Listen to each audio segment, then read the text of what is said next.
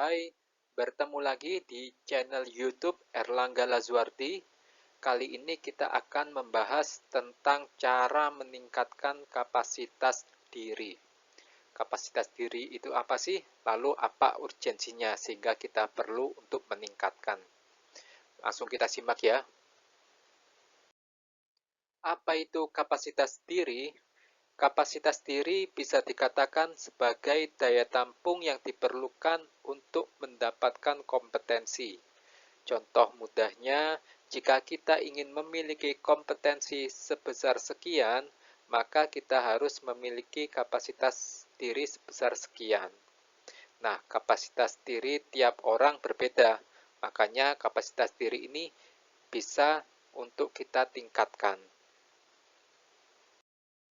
Lalu, apa sih manfaat mengetahui kapasitas diri ini? Jadi, jika kita ingin naik ke level profesi atau pendidikan yang lebih tinggi, maka tentu kita harus meningkatkan kompetensi kita. Nah, cara meningkatkan kompetensi yaitu tentu dengan terus berlatih atau belajar. Namun, kita tidak akan mampu terus-menerus berlatih atau belajar jika kapasitas diri kita masih kecil atau segitu-gitu aja. Jadi untuk meningkatkan kompetensi maka kita perlu terus belajar. Nah, supaya kita bisa terus belajar maka kapasitas diri kita harus meningkat. Lalu bagaimana cara meningkatkan kapasitas diri? Caranya bergantung dari tipe personality genetik, disingkat PG, yang ada pada diri kita. Seperti yang kita tahu, terdapat 9 tipe PG dalam konsep Stephen. Sehingga masing-masing PG hanya memiliki satu cara yang efektif. Jika kita menggunakan cara PG lain, maka pengaruhnya tidak signifikan atau dapat diabaikan. Jadi, caranya yaitu harus menyesuaikan dengan tipe PG kita. 9 cara meningkatkan kapasitas diri. Jadi, terdapat 9 cara untuk meningkatkan kapasitas diri yang masing-masing disesuaikan dengan tipe personality genetiknya. Kita bahas satu persatu ya. Yang pertama, tahan agresif. Cara ini untuk orang tipe sensing introvert, disingkat SI. Orang sensing introvert dikenal agresif demi mengejar targetnya. Bahkan pada kondisi tertentu, dia bisa menghalalkan segala cara demi mendapatkan apa yang dia inginkan. Maka dari itu, dia harus menahan ambisinya dan mengambil cara-cara yang benar dan patut, meskipun dengan cara itu dia terpaksa harus berproses lebih panjang dalam mewujudkan keinginannya. Jadi itu, orang tipe sensing introvert harus menahan ambisinya supaya dia tidak melampaui batas dan mengambil jalan pintas yang tidak dibenarkan. Yang kedua, tahan lelah. Cara ini untuk orang sensing extrovert, disingkat SE. Orang sensing extrovert bisa memiliki tekad yang sangat kuat jika sudah panas bekerja atau belajar. Hanya saja, di sisi lain dia juga manja dan mudah kabur jika sudah merasa mentok atau saat menghadapi masalah yang pelik. Maka dari itu, dia harus mampu menahan lelahnya berlatih atau belajar, sehingga proses berlatih atau belajarnya tidak berhenti di tengah jalan dan bisa tuntas. Jadi dia harus mampu menahan lelah belajar, lelah bekerja supaya proses belajar atau bekerjanya bisa tuntas sehingga kapasitas dirinya meningkat. Yang ketiga, tahan sok tahu. Cara ini untuk orang thinking introvert, disingkat TI. Orang thinking introvert adalah pemikir yang mendalam, sehingga mudah menguasai suatu hal. Namun bisa jadi dia malah menjadi sok tahu, padahal baru mengetahui luarnya saja dan belum mempelajari secara mendalam. Untuk itu dia harus menahan rasa sok tahunya, kemudian belajar secara mendalam guna mendapatkan datanya, sehingga dia akan benar-benar berkompeten. Jadi itu orang thinking introvert harus dapat datanya dulu, baru boleh ngomong. Yang keempat, tahan angkuh. Cara ini untuk orang tipe thinking extrovert, disingkat TE.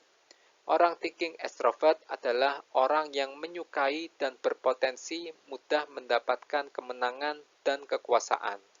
Masalahnya, semakin dia berkuasa, maka rasa angkuhnya semakin berpeluang muncul, sehingga dia bisa menolak kebenaran dari luar dirinya.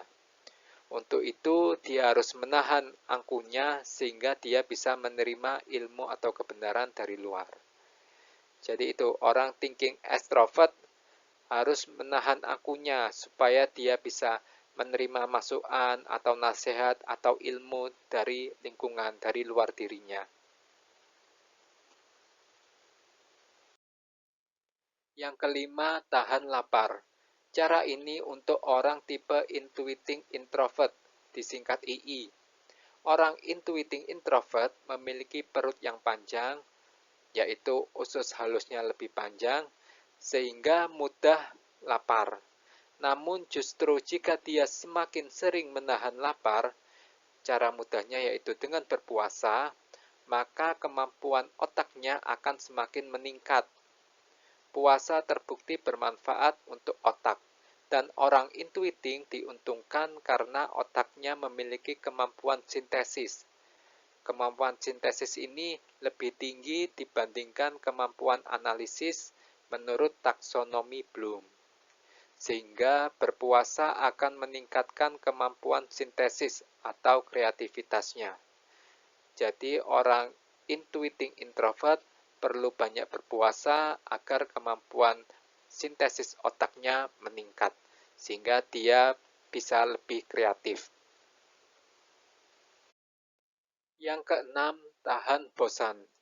Cara ini untuk orang tipe intuiting extrovert, disingkat IE. Orang intuiting extrovert mudah bosan karena mudah distimulasi atau dirangsang dari luar dirinya, dari lingkungan.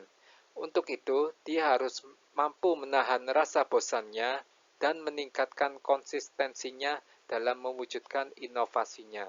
Semakin dia mampu menahan rasa bosannya, maka semakin bertambah kapasitasnya untuk terus belajar atau mewujudkan karya nyata. Jadi itu orang tipe intuiting extrovert harus mampu menahan rasa bosan sehingga dia bisa tuntas dalam belajar atau mewujudkan karya nyata. Tidak mudah berganti. Yang ketujuh, tahan mutung. Cara ini untuk orang tipe feeling introvert, disingkat FI. Orang feeling introvert mudah mutung, yaitu mudah tersinggung dan ngambek. Mutung membuat dia enggan berbuat apa-apa, yaitu enggan belajar atau enggan bekerja, sehingga dia tidak produktif. Untuk itu, daripada dia sibuk menuruti rasa mutungnya, lebih baik dia menyibukkan diri untuk memengaruhi dan memimpin orang lain dalam hal kebaikan, sehingga dia bisa muncul menjadi pemimpin yang berkarisma. Jadi itu orang tipe feeling introvert harus mampu menahan rasa mutungnya sehingga dia bisa terus belajar, bisa terus bekerja. Yang kedelapan, tahan malas. Cara ini untuk orang tipe feeling extrovert, disingkat FE. Orang tipe feeling extrovert adalah orang yang ingin segala sesuatunya serba mudah, sehingga ia berpotensi untuk malas. Terutama karena dia malas berpikir dan menggampangkan banyak hal. Untuk itu, dia harus mampu menahan rasa malasnya dalam belajar atau bekerja, sehingga kompetensinya akan terus bertambah.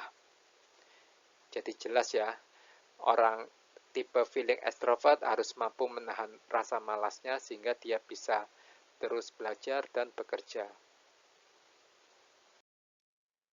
Yang terakhir, kesembilan, tahan marah. Cara ini untuk orang tipe insting, disingkat IN. Orang insting adalah pribadi yang temperamental, sehingga mudah marah, mudah kesal, atau mudah galak. Untuk itu, dia harus mampu menahan amarahnya dan sekaligus menambah kesabarannya, sehingga daripada dia uring-uringan, dia justru dapat terus belajar atau bekerja. Jadi itu orang tipe insting harus mampu menahan amarahnya, sekaligus meningkatkan kesabarannya, sehingga dia bisa terus belajar atau bekerja. Lalu, mana cara yang paling cocok pada diri kita? Nah, untuk mengetahuinya, maka kita perlu tes Stephen. Kita tidak bisa menduganya atau mengira-ngiranya karena beberapa cara tersebut bisa tampak berpengaruh. Padahal hanya ada satu cara yang benar-benar berpengaruh besar atau dampaknya signifikan pada diri kita. Jadi untuk mengetahui cara yang paling cocok, kita perlu tes Stephen. Baik, itu saja yang bisa kita bahas dalam video ini. Jangan lupa subscribe channel YouTube ini, Erlangga Lazuardi. Kalau kalian butuh informasi terkait tes Stephen, misalkan lokasi tesnya ada di mana, silakan hubungi saya melalui WhatsApp di nomor ini ya. Dan kalau kalian ada pertanyaan atau ada masukan, silakan sampaikan di kolom komentar di YouTube. Semoga video ini berguna bagi kita semua. Sampai jumpa di video selanjutnya.